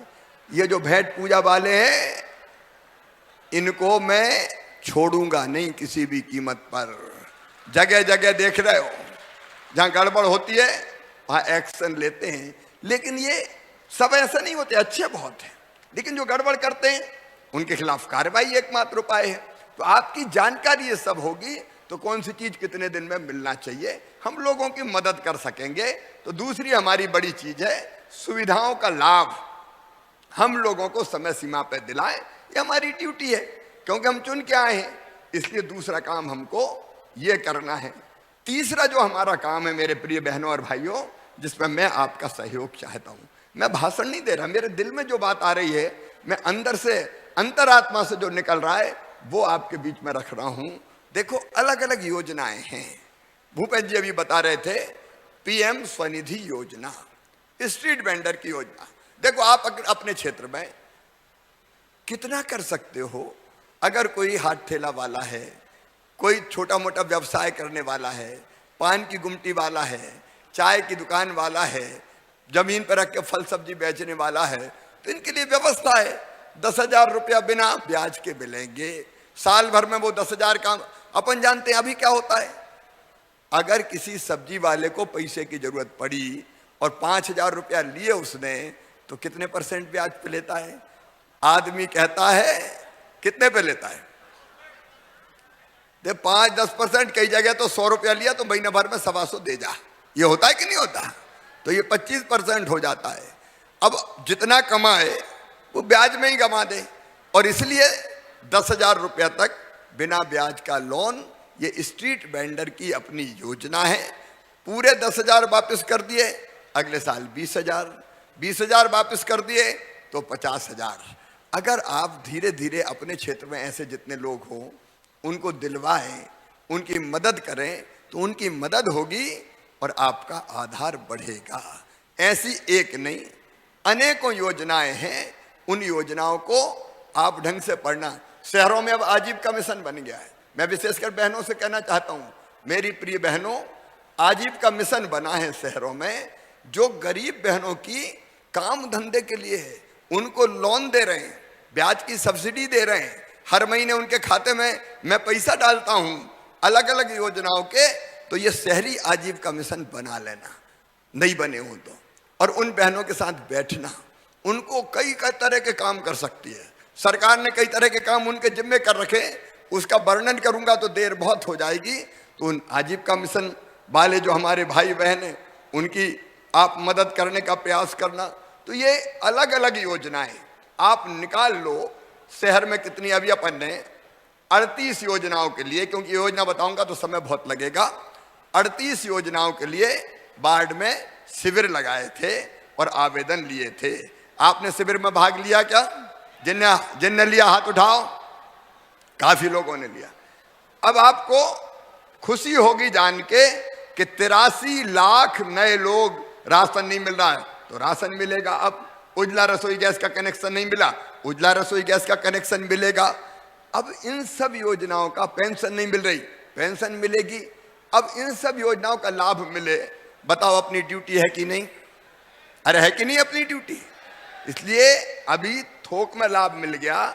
अब फिर भी अगर कोई रह गया हो तो वार्ड में भ्रमण के समय जानकारी अपन को मिल जाए और उसकी योजनाओं का हम फॉर्म भरवाएं। मैं आपको विश्वास दिलाता हूं कि जो पात्र हितग्राही होगा और छूटा होगा उसको योजना का लाभ दिया जाएगा। ये मिलके करें ना, मामा भी करे, मंत्री भी करें, मेयर अध्यक्ष भी करें और पार्षद भी करें। सही में काम में मजा आ जाएगा। मैं अकेला नहीं कर सकता ना, मैं कैसे करूंगा? हम सब मिलके करेंगे तो कितनी मदद। 38 योजना, उनकी जानकारी भी देंगे। अलग अलग योजनाओं के फॉर्म भरवाओ, लोगों की मदद करो, कोई गड़बड़ करे तो उसकी खबर भी करो। तो हम स्मूथली कई योजनाओं को लोगों तक पहुंचा देंगे, लोगों की परेशानी कम होगी और आप लोगों के दिल में बैठ जाएंगे। आप लोगों के दिल में बैठ जाएंगे। क्यों नहीं कराना चाहिए जब हम अधिकार संपन्न हैं? मैं भी करना चाहता हूं, आप भी करना चाहते हैं, तो आओ मिलके करें ना अपन। आप मेरे हाथ पांव और आंख कान बन जाओ मेरे बहनों और भाइयों। आज मैं ये कहने भी आया हूं कि मिलके इन सब चीजों को हम करेंगे तो इन योजनाओं का बेहतर क्रियान्वयन हम कर पाएंगे। 2-3 चीजें और, बाकी विस्तार में नहीं जाऊंगा, कुछ आपके बारे में भी मुझे बोलना है।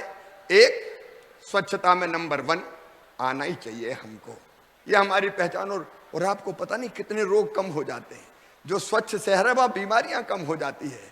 एक मेरा निवेदन और है, बाकी सब काम करते हुए अपने शहर में एक स्थान ऐसा निश्चित करो, एक स्थान ऐसा निश्चित करो कि जहां पेड़ लगाएं। कोई का जन्मदिन हो, कोई की शादी की वर्षगांठ हो, कोई माता पिता की स्मृति में, मैं रोज लगाता हूं, रोज पेड़ लगाता हूं। क्योंकि शहर को अगर हरा भरा रखना है, वातावरण पर्यावरण ठीक रखना है, तो पेड़ जरूरी है। उसके महत्व को आप जानते हैं। तो हम शहर में जगह होगी नहीं है तो तय करें, और शहर बड़ा है तो ज्यादा जगह तय करें, क्योंकि वो बहुत दूर थोड़ी पेड़ लगाने जाएगा। छोटे शहर में एक जगह तय कर सकते हैं नगर पंचायत में, बड़े शहर में वार्डों में कर सकते हैं हम, कोई ना कोई जगह जगह हो।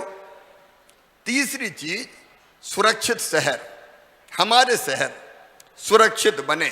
देखो भाई, एक बात साफ है, बिल्कुल एकदम साफ, कि माँ बहन और बेटी की तरफ गलत नजर से देखा, किसी ने दुराचार किया तो मामा तोड़ देगा, छोड़ेगा नहीं किसी भी दिन। आप जानते कई जगह बुलडोजर चलते हैं, हम केवल जेल भेज कर नहीं रुकेंगे, हम आर्थिक कमर भी तोड़ के उसको तबाह और बर्बाद कर देंगे। माँ बहन और बेटी की बेइज्जती बर्दाश्त नहीं की जाएगी, और इसलिए कई जगह बुलडोजर भी चलता है। तो बुलडोजर चलना अच्छा है कि नहीं बताओ, पीछे तक बताओ, अच्छा है कि नहीं? भैया जो बातों से नहीं मानते और दुष्ट है तो क्या किया जाए, उसी से मानेंगे तो बुलडोजर से ही मानो, फिर क्या दिक्कत है। और एक मध्य प्रदेश में हमने फैसला किया कि मासूम बिटिया के साथ अगर गलत हरकत होगी तो सीधा फांसी के फंदे पे लटकाया जाएगा। मुझे खुशी है, सबसे पहला राज्य मध्य प्रदेश बना, और अब तक 79 लोगों को फांसी की सजा सुनाई जा चुकी है। मेरे बहन और भाइयों, ऐसे दुष्ट हैं, कई बार तो निकट के लोग निकलते हैं, कई बार परिवार के लोग निकलते हैं, और कैसा जमाना आ गया है रे, कई बार तो बाप निकल जाता है, आत्मा रोती है, तड़पती है कि हो क्या गया है। लेकिन ऐसे लोगों को सबक सिखाना ही, ये मैं सभी पिताओं से माफी मांगता हूं, ये आम नहीं है, लेकिन कोई एक आध करोड़ों में ऐसी घटनाएं हुई है, आपने पढ़ी होगी अखबारों में। और इसलिए हमारे शहर को सुरक्षित बनाना, सुरक्षित रखना जरूरी है, और इसलिए उस काम को भी हम लोग मिलके करेंगे। शहर की सुरक्षा व्यवस्था पुख्ता रहे, माहौल ऐसा हो कि रात में भी मेरी बहनें और बेटियां शहर में निकल जाएं, उसकी व्यवस्था करना बहुत जरूरी है। मैं आपसे 3-4 चीजें और कहना चाहता हूं। एक, आप सबसे मेरा निवेदन और अपील है, कई फ्लैगशिप योजनाएं हैं हमारी। एक अमृत योजना, इसके अंतर्गत घर घर पीने के पानी की व्यवस्था की जा रही है, और इसमें हम 12,000 करोड़ रुपया खर्चा करने वाले हैं। इसकी स्वीकृति इस साल से शुरू हो जाएगी। अलग अलग शहरों में जहां पेयजल और सीवरेज की व्यवस्था नहीं है, हमारी कोशिश होगी कि पीने का पानी और सीवरेज का सिस्टम। मैंने मुख्यमंत्री बनके मुख्यमंत्री शहरी पेयजल योजना बनाई थी, तो जगह जगह पानी की पाइपलाइनें बिछी, कई घरों में जल आया, लेकिन हम कोई शहर और कोई घर नहीं छोड़ेंगे। इसका भी ठीक से उपयोग कैसे हो और काम ठीक हो, इसकी आप चिंता कीजिएगा। एक योजना बनी है स्वच्छ भारत मिशन के अंतर्गत, हम सभी शहरों को कचरा मुक्त बनाने के लिए 5 साल में 4,900 करोड़ रुपया खर्चा करेंगे। अभी से काम शुरू हो जाएगा। एक, मेरे प्रिय बहनों और भाइयों, आप इस पे ध्यान देना, पीएम आवास योजना का जिक्र भूपेंद्र जी ने किया था। मकान पर तेजी से काम हो, समय पे काम हो, इसकी चिंता आप करना। मुख्यमंत्री शहरी अधोसंरचना के अंतर्गत 5,000 करोड़ रुपया के काम किए जाएंगे। अलग अलग चरणों में वो काम हम आपको देने वाले हैं, तो वो काम ठीक से हो जाए, इसकी चिंता करना। स्मार्ट सिटी मिशन में अलग काम चल रहे हैं, वो उनको स्मार्ट सिटीज के लिए हैं, तो वो ध्यान रखेंगे। 14 शहरों में रोप वे भी बना रहे हैं, इलेक्ट्रिक बसों को बढ़ावा दे रहे हैं। रोप वे मतलब जैसे उज्जैन से शुरू हो रहा है, स्टेशन पे उतरे तो सड़क पे जाना ही नहीं है, स्टेशन पे रोप वे मिलेगा और महाकाल महालोक तक जाएगा, तो सीधे आकाश मार्ग से वो जाएंगे, वहां उतरेंगे तो रास्ते में सड़क पे भीड़ नहीं होगी, कई लोग उससे ही आ जाएंगे। यह भी 14 शहरों में कर रहे हैं, और जो जो शहर उपयुक्त पाया जाएगा उस शहर में हम आकाश मार्ग का भी उपयोग करेंगे, क्योंकि सड़कों पे भीड़ बहुत ज्यादा हो गई है। कई जगह फ्लाईओवर, ओवरब्रिज बनाने की व्यवस्था हम कर रहे हैं। एक चीज और, दीनदयाल रसोई, कुछ शहरों में देखो बाहर से आया, कोई गरीब आया, मजदूरी करने आया दिन में, तो भोजन में बहुत पैसा खर्चा हो जाता है। अपनी कोशिश है कि 5 रुपया में या 10 रुपया में उसको भरपेट भोजन मिल जाए। तो मैं हर शहर में ये रसोई शुरू करना चाहता हूँ। कुछ शहरों में चल रही है, जो बड़े शहर में ज़्यादा शुरू करना चाहता हूँ। इसमें आप सबका सहयोग चाहिए। बोलिए, चलना चाहिए कि नहीं? क्योंकि गरीब आए तो 10 रुपया में भरपेट भोजन मिल जाए, आत्मा तृप्त हो जाए, पैसा बच जाए। तो मुझे लगता है इस योजना का, यहाँ हमारे मंत्री जी द्वाय बैठे हुए हैं, अफसर बैठे, तेजी से भाई इसको लागू करो। भूखे भजन ना होए गोपाला, धर लो अपनी कंठी माला, रोटी तो चाहिए। इसलिए इस योजना पे हम काम करेंगे। और एक रैन बसेरा सर्दी के दिन है, सड़क पे नहीं। हर एक शहर को यह संकल्प लेना है कि बाहर से भी कोई गरीब आया, कामकाज करने आया, तो वो रैन बसेरा में रात में उसको जगह मिलेगी, कंबल रजाई मिलेगी, भोजन की व्यवस्था इसमें होगी रसोई में, और वो ढंग से सोए। ये मैं ऊपर के हमारे अफसर बैठे उनको भी कह रहा हूँ, सर्दी के दिन है, ये ध्यान रख के अलाव जलाने से लेके बाकी सब चीज़ों की व्यवस्था हम लोगों को करना है ताकि दिक्कत ना हो। एक सड़कों के बारे में मैंने बात कही थी, नगरीय निकायों की सड़कों के पुनर्निर्माण की जरूरत है। तो अभी हम फैसला कर रहे हैं कि आज हम अभी जो व्यवस्था हम करने वाले 770 करोड़ रुपया इन सड़कों के सुधार के लिए हम खर्चा करेंगे। अलग अलग निकायों में जहाँ सख्त आवश्यकता है, ये पैसा एक बार की सहायता सड़कों के गड्ढे ठीक करने के लिए दी जाएगी। तो उसकी आप चिंता कीजिएगा। एक और मुख्य नगर पालिका अधिकारियों के रिक्त पद हैं, कई अच्छे सीएमओ कई जगह नहीं हैं, ये शिकायत आती है। कई जगह मैं जाता हूँ तो कोई गड़बड़ मिलता है तो मैं हटाता भी हूँ, लेकिन एक केडर बनाना बहुत ज़रूरी है।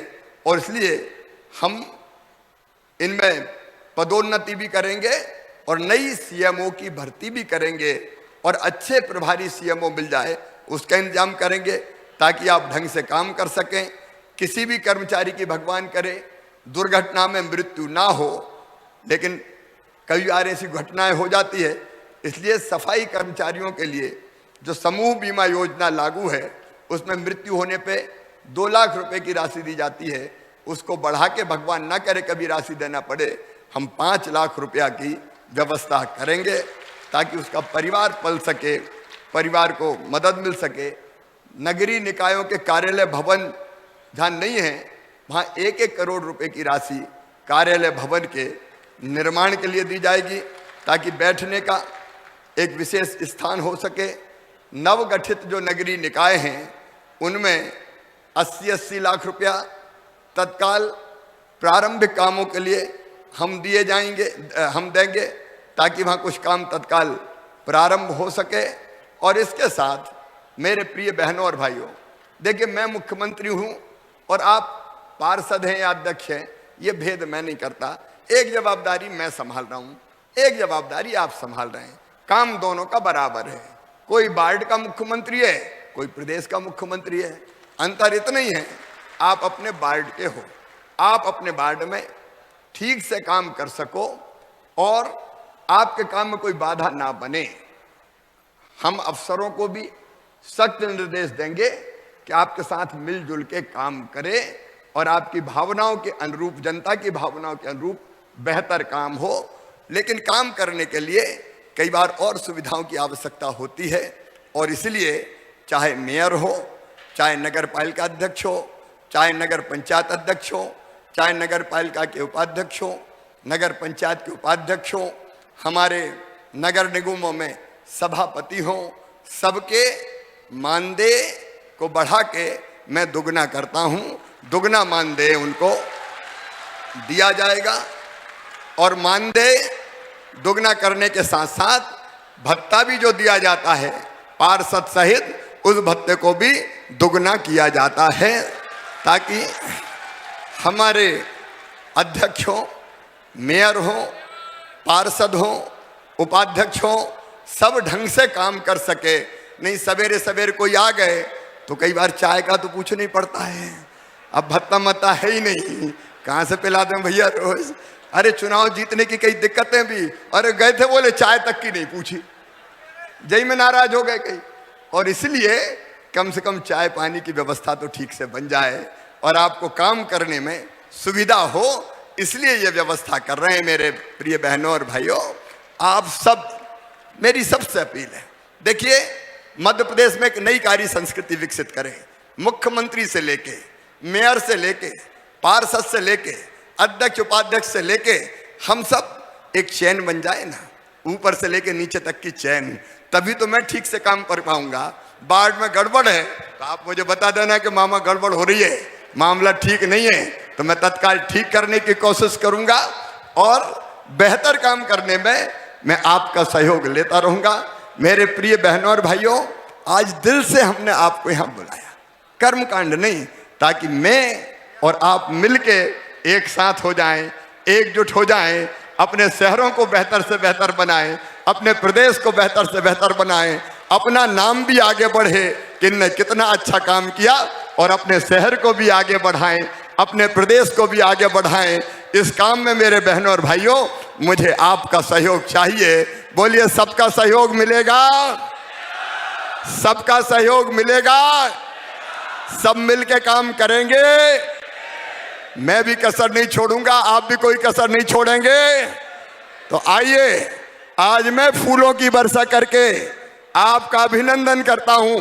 सब तक फूल भले ना पहुंच पाए, लेकिन मेरी भावनाएं पहुंचेंगी, इसलिए कि आप बेहतर काम करें, आप अच्छा काम करें, आप सफल हों, आप यशस्वी हों, और आप और हम मिलके अपने शहर को बेहतर से बेहतर बनाएं, अपने वार्ड को बेहतर से बेहतर बनाएं। उसमें मैं आपको सहयोग देने में कोई कसर नहीं छोड़ूंगा। आइए, सब मिलके साथ काम करेंगे। तो आइए, आज संकल्प लें और प्रदेश की जनता को दिखा दें कि मुख्यमंत्री, मेयर, पार्षद, अध्यक्ष, उपाध्यक्ष सब मिलके एक है। हम सब मिलके काम करेंगे अपने शहरों के लिए, अपनी जनता की सेवा में कोई कसर नहीं छोड़ेंगे, योजनाओं का लाभ दिलाएंगे। और इसके लिए मेरे साथ दोनों हाथ ऊपर उठाइए, दाएं बाएं सब जगह दोनों हाथ ऊपर उठाइए, दोनों मुट्ठी बांधिए और बोलिए, भारत माता की, भारत माता की, भारत माता की। मैं आपके कागज भी लूंगा और आप पे फूलों की वर्षा भी करूंगा। बहुत बहुत धन्यवाद माननीय मुख्यमंत्री जी। जैसा कि माननीय मुख्यमंत्री जी ने अभी अभी घोषणा की है कि वे आपकी तरफ से जो भी सुझाव मिल रहे हैं उन्हें पूरे सम्मान के साथ ग्रहण करेंगे। आपके ऊपर फूलों की वर्षा करते हुए, आपका भोपाल में स्वागत करते हुए, सम्मान करते हुए माननीय मुख्यमंत्री जी अब मंच की ओर अग्रसर होंगे, जहां स्वच्छता सर्वेक्षण में उत्कृष्ट प्रदर्शन करने वाले नगरीय निकायों तथा राजस्व वसूली में उल्लेखनीय कार्य करने वाले निकायों के प्रतिनिधियों को माननीय मुख्यमंत्री जी अपने करकमलों से पुरस्कृत करेंगे। निवेदन मैं आपसे कर रहा हूं कि हर एक के कागज मेरे हाथ में ना आए तो आप चिंता मत करना। ये जो पेटी हमने रखी है, ये सब भूपेंद्र सिंह जी, ओपीएस भदौरिया जी और मैं मिलके देखेंगे, आप चिंता मत करना, जितने संभव है मैं लूंगा। धन्यवाद।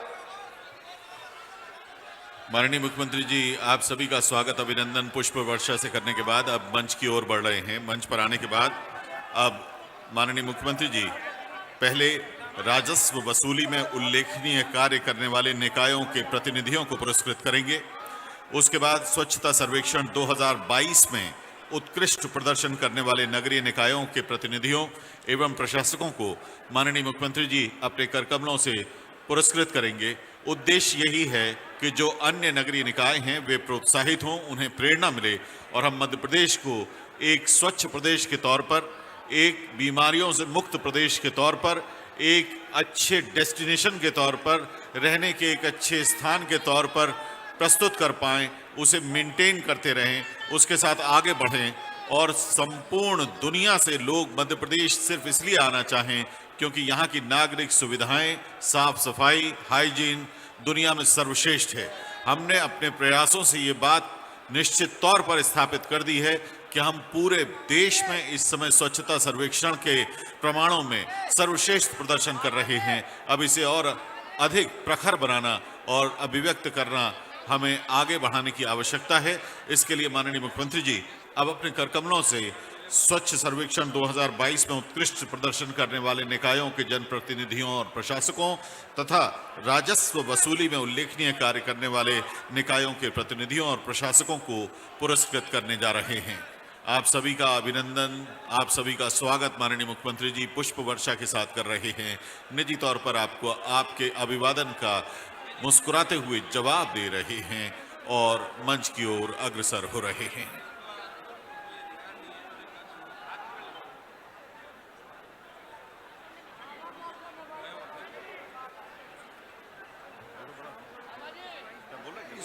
नहीं नहीं नहीं मेरे को नहीं श्याम मंसूर जी का श्यामगढ़ का नाम है।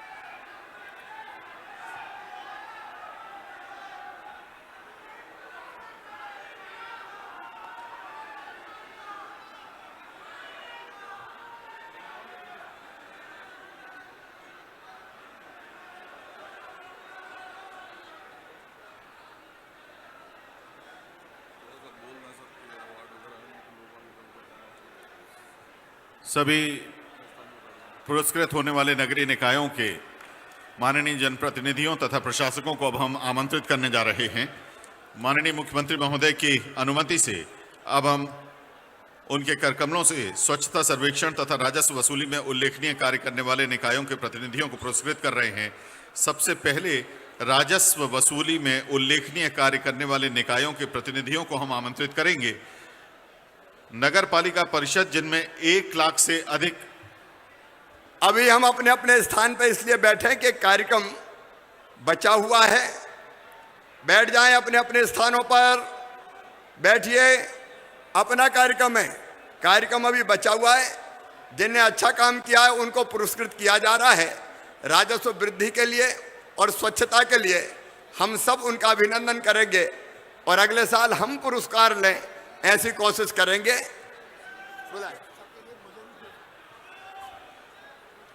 नगर पालिका परिषद जिनकी जनसंख्या 1 लाख से अधिक है, इस श्रेणी में प्रथम स्थान पर राजस्व वसूली में नर्मदापुरम होशंगाबाद, इसमें 30 लाख रुपए की प्रोत्साहन अनुदान राशि माननीय मुख्यमंत्री जी प्रदान कर रहे हैं। परिषद के अध्यक्ष श्रीमती नीतू महेंद्र यादव जी और नगर पालिका अधिकारी श्री विनोद शुक्ला जी मंच पर पधार रहे हैं। इनके बाद मंदसौर को 20 लाख रुपए का पुरस्कार श्रीमती रमा देवी बंसीलाल गुर्जर जी, श्रीमती नम्रता प्रतेश चावला जी अध्यक्ष हैं, वे यहाँ मौजूद रहेंगे, और श्री PS धारवे जी हैं ई, वे यहाँ मौजूद होंगे। और तीसरी जो नगर पालिका परिषद है वो है विदिशा, इसे 15 लाख रुपए का पुरस्कार दिया जा रहा है। श्रीमती प्रीति राकेश शर्मा जी और श्री CP राय यहाँ उपस्थित हो रहे हैं। नगर पालिका परिषद जिनमें 1 लाख से अधिक जनसंख्या रही, उसके 3 पुरस्कृत होने वाले जिले नर्मदापुरम, मंदसौर और विदिशा रहे। अब नगर पालिका परिषद जिनकी जनसंख्या 1 लाख से कम है, उसमें राघवगढ़ से श्रीमती आरती महेंद्र शर्मा जी अध्यक्ष और मुख्य नगर पालिका अधिकारी श्री हरीश श्रीवास्तव जी, इन्हें 30 लाख रुपए का पुरस्कार दिया जा रहा है। राघवगढ़ से श्रीमती आरती महेंद्र शर्मा जी, श्री हरीश श्रीवास्तव जी। शाजापुर से श्री प्रेम जी जैन अध्यक्ष,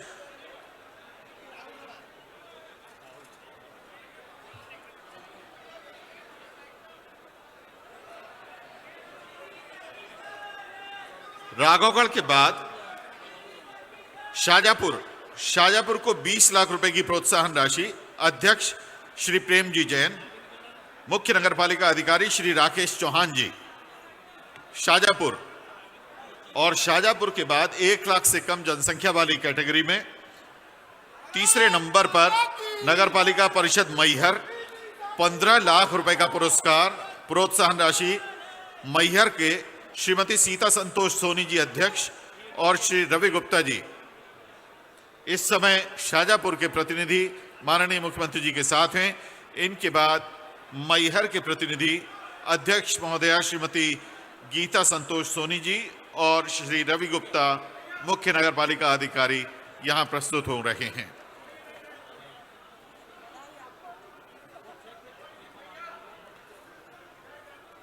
नगर परिषद जिनकी जनसंख्या 25,000 से अधिक है, इस श्रेणी में 15.5 लाख रुपए की राशि के प्रथम प्रोत्साहन राशि पुरस्कार के लिए महू गांव नगर परिषद, इनमें अध्यक्ष महोदय माननीय श्री नवीन प्रसाद तिवारी जी, मुख्य नगर पालिका अधिकारी श्री दिलीप श्रीवास्तव जी।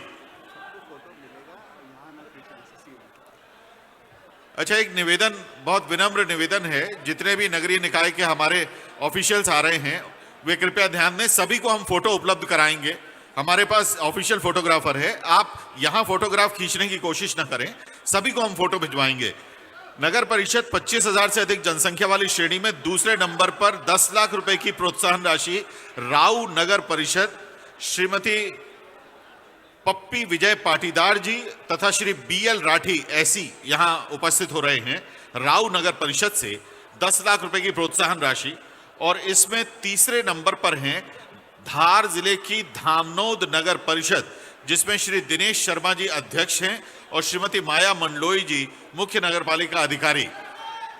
शामगढ़ में चूंकि अध्यक्ष महोदया श्रीमती कविता नरेंद्र यादव जी की अगवानी हो गई है, इसलिए आज श्यामगढ़ के विधायक महोदय, मंदसौर जिले के हमारे माननीय मंत्री नवकरणीय ऊर्जा मध्य प्रदेश श्री हरदीप सिंह डंग जी यहाँ मौजूद हैं। हम माननीय मंत्री महोदय हरदीप सिंह डंग जी से विनम्र आग्रह करेंगे कि शामगढ़ के लिए 5 लाख रुपए की स्वीकृत प्रोत्साहन अनुदान राशि आप माननीय मुख्यमंत्री जी से ग्रहण करें। साथ में मुख्य नगर पालिका अधिकारी हैं श्री संजय श्रीवास्तव जी।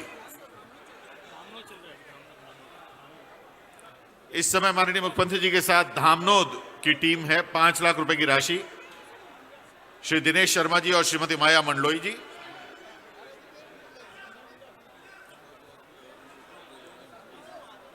अब शामगढ़ के लिए माननीय मंत्री महोदय श्री हरदीप सिंह डंग जी तथा संजय श्रीवास्तव जी माननीय मुख्यमंत्री जी के समक्ष हैं।